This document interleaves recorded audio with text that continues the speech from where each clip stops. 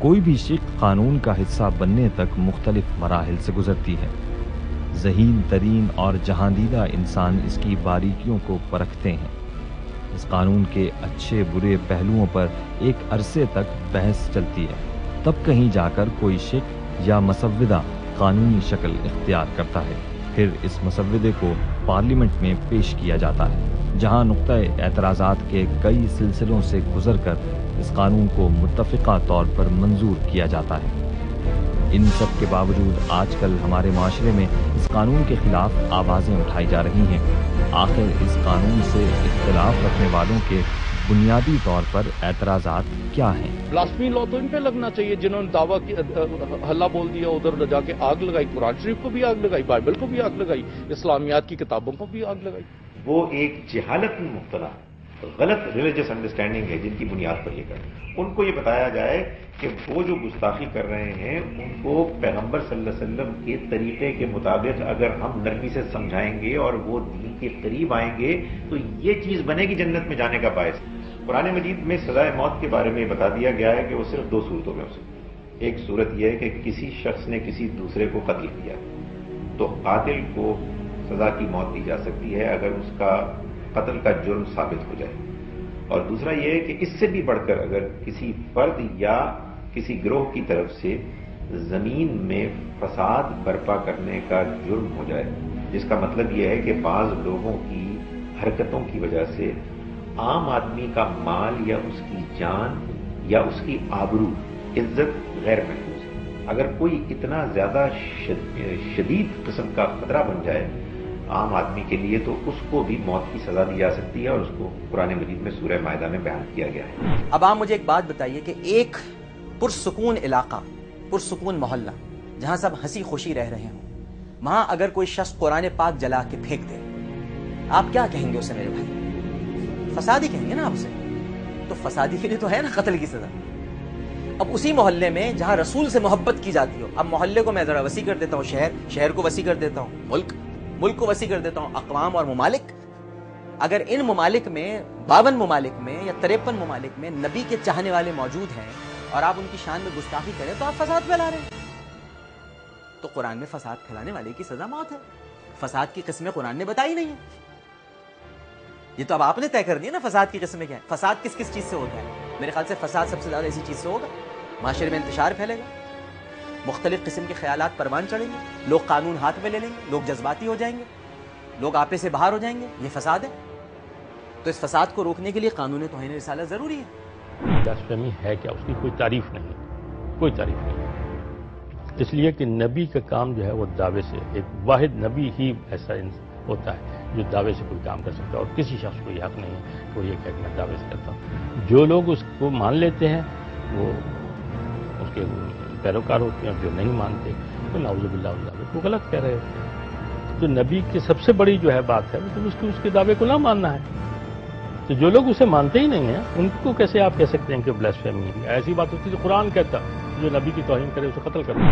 یہ تو قرآن و سنت سے، نصوص سے، قطعی نصوص سے یہ سزا ثابت ہے، اور فقہ حنفی نہیں، فقہ حنفی، فقہ حنبلی، فقہ مالکی، فقہ شافعی، یعنی 4 ائمہ جو ہیں اور جتنے مجتہدین ہیں، یہ تمام کے تمام 1400 سال کے ائمہ، فقہا، محدثین، مجتہدین اس بات پر متفق ہیں کہ گستاخ رسول کی سزا موت اور قتل ہے۔ دیکھیں اگر قرآن و حدیث میں اس کی سزا صرف سزائے موت نہ ہوتی تو علماء کرام کا پھر اتفاق کیسے ہو سکتا تھا؟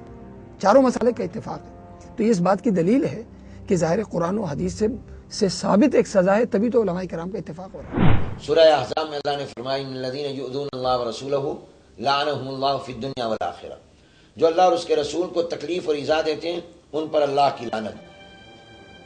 اور آگے فرمایا ملعونین اینما ثقفوا اخذوا وقتلوا تقتیلا، اسی سورہ احزاب میں چند آیتوں کے بعد یہ ملعون، آپ پہلی آیت کو اس آیت سے ملائیے، جو اللہ اور رسول کو ایذا دیں وہ ملعون، ان پر اللہ اور اس کے رسول کی لعنت۔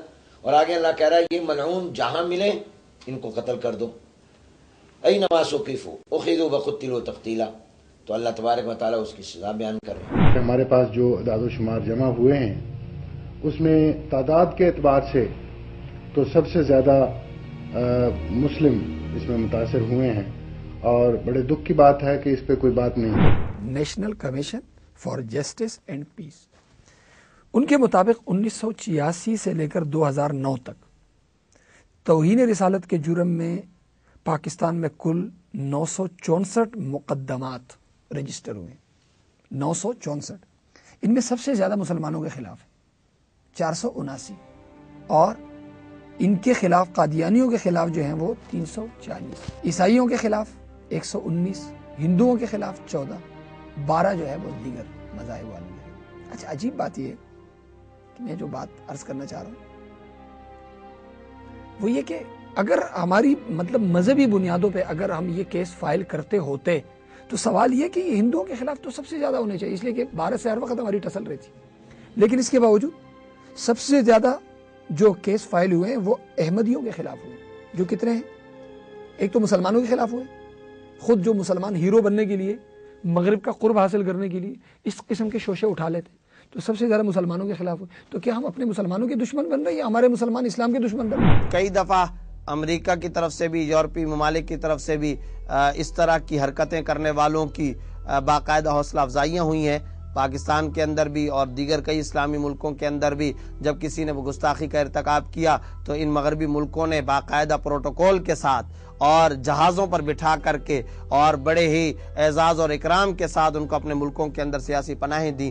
ظاہر ہے ان کا یہ اقدام خلاف اسلام ہے، اور ان کے خلاف اسلام ہونے میں تو کوئی شبہ نہیں۔ 2011 کے کور پہ ٹائم میگزین میں جولین اسانج کو نہیں چھاپا، فیس بک کے بانی کو چھاپا ہے، جبکہ جولین اسانج زیادہ پاپولر ہوا تھا، چاہے وہ جس حوالے سے بھی ہوا، لیکن چونکہ جولین اسانج کنٹروورشل ان کے مفادات کے تحت تھا، اور فیس بک کا بانی اس نے ڈرا محمد ڈے بنوایا تھا۔ آپ ذرا میری پوائنٹ لیجئے گا، اس نے ضرب لگائی تھی مسلمانوں کے جذبات میں، تو اسے ٹائم میگزین میں فیس آف دا ایئر قرار دیا، یہ ایک خاموش خراج تحسین پیش کیا گیا اسے۔ تو یہ لوگ بھی یہی ساتھ چاہتے ہیں کہ جی ہمیں بھی ذرا نوبیل پرائز مل جائے، ہم نے بڑی محنت کی ہے، بڑا کام کیا ہے۔ اب آپ دیکھیں سلمان تاثیر صاحب کے انتقال پر پوری دنیا میں کسی مسجد میں دعا نہیں کی گئی، کلیساؤں میں ہوئی ہے، بت قدوں میں ہوئی ہے، سوموں میں ہوئی ہے، کسی مسجد میں نہیں ہوئی، کسی مسجد میں نہیں ہوئی دعا، ان کے گورنر ہاؤس کی مسجد میں نہیں ہوئی، ٹھیک جی، ان کی نماز جنازہ سے لے کر فاتحہ خوانی تک پر اعتراض ہے، لیکن کلیساؤں میں ان کے لیے دعائیں ہو رہی ہیں۔ تو آپ اس سے اندازہ لگا لیں کتنا اس سے بڑھ کر بدنصیبی اور اور کیا خدا کی نشانی ہوگی کھلی کہ جسے مرنے کے بعد بھی خدا نے اپنی بارگاہ میں قبول نہ کیا ہو۔ تو ایسے لوگ یہ اس ایجنڈے پہ، اچھا جو ان کو استعمال کر رہے ہیں وہ کھلے ہیں، دیکھیں ان کا کام ہے وہ یہ کریں گے، وہ آپ کے دشمن ہیں، آپ یہود و نصارہ۔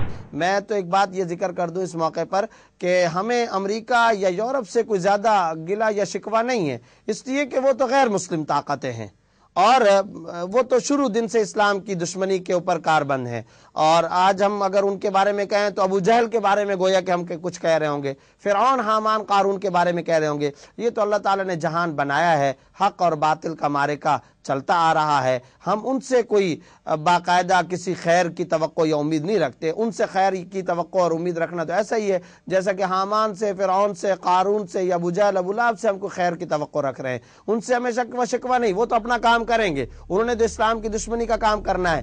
دکھ اور افسوس کا مقام پاکستان کے حکمرانوں کے لیے ہے، اور دکھ اور افسوس کا مقام پاکستان کے اندر موجود پارلیمنٹ کے اندر ایسے ارکان پارلیمنٹ پر ہے جو باقاعدہ اسلام آباد کے اندر مختلف سفارت خانوں کے اندر جا کر کے اسلامی ملکوں کے سفیروں کو یہ باور کرانے کی کوششیں کر رہے ہیں کہ جی اس ملک سے توہین رسالت کے ایکٹ کو ختم کیا جائے، اس قانون کو ختم کیا جائے۔ یہ انتہا درجے کا دکھ کا مقام ہے۔ در حقیقت کچھ عناصر ایسے ہیں جو باہر کے ایجنڈوں پر عمل کرتے ہیں، کچھ ایسی NGOs ہیں جو باقاعدہ باہر کی فنڈنگ پر چلتی ہیں اور ان کے ایجنڈے پر چلتی ہیں۔ وَلَن تَرْضَىٰ عَنْكَ الْيَهُودُ وَلَا النَّصَارَىٰ حَتَّىٰ تَتَّبِعَ مِلَّتَهُمْ۔ بڑا کلیئر حکم ہے، یہ اس وقت تک آپ سے راضی نہیں ہوں گے پیارے جب تک کہ آپ ان کی ملت کا حصہ نہ بن جائیں، یعنی آپ ان میں سے نہ ہو جائیں، ان جیسے نہ ہو جائیں، ان کی زبان نہ بولنے لگیں، یہ آپ کو ایکسیپٹ ہی نہیں کریں گے، مانیں گے نہیں۔ آپ کہیں کہ جہادیز آر ٹیررسٹ، ہو یہ تو اپنے جیسا ہے، آپ کہیں کہ توہین رسالت کا غیر انسانی ہے، وہ اپنے جیسا آدمی ہے، ہاتھ رکھو اس پہ، ہاتھ رکھو، پیسہ دو، پیسہ دو، بلواؤ، فنڈنگ کرو، اس کی این جی او بنا دو، اس کے نام کی ایڈ دو، ایڈ. جتنی این جی اوز ہیں پاکستان میں میک اپ زدہ الٹرا ماڈرن خواتین جو ہیں، پیسے کہاں سے آتے ہیں ان کے؟ میں نے تو آج تک ان کو ڈونیشن لیتے ہوئے کہیں نہیں دیکھا. یہ کیسے چل رہی ہیں بھائی؟ جتنی تنظیمیں ہیں، میں اگر نام لوں گا تو ظاہر ہے کہ اعتراض کیا جائے گا، لیکن جو آپ نے جن تنظیموں کو بلیک لسٹ قرار دے دیا ہے امریکہ بہادر نے، وہ تو ڈونیشن مانگتی ہیں لوگوں سے، تو کہتی ہیں ہمیں چندہ دو، کھال دو، کھالیں دو بکروں کی، ہم اپنا. یہ کیسے چلا رہی ہیں سب چیزیں؟ ان کے سکولز کیسے چل رہے ہیں؟ پیسہ ملتا ہے ان کو، ڈائریکٹ پیسہ آتا ہے ان کے اکاؤنٹ میں مغربی ممالک سے، ان کا ایجنڈا ہے، اس پر یہ لوگ عمل پیرا ہیں. یہ اسلام کا نام و نشان مٹا دینے کی مہم پر ہے، اور اپنی عقل سے کام کر رہے ہیں. یہ سمجھتے ہیں کہ ہم کر لیں گے استعمال، لیکن ہم جانتے ہیں کہ اس کی حفاظت کا ذمہ اللہ نے لیا ہوا ہے. تو یہ لاکھ کوشش کر لیں، یہ اپنی تدبیر کر لیں، خدا کی اپنی ایک تدبیر ہے.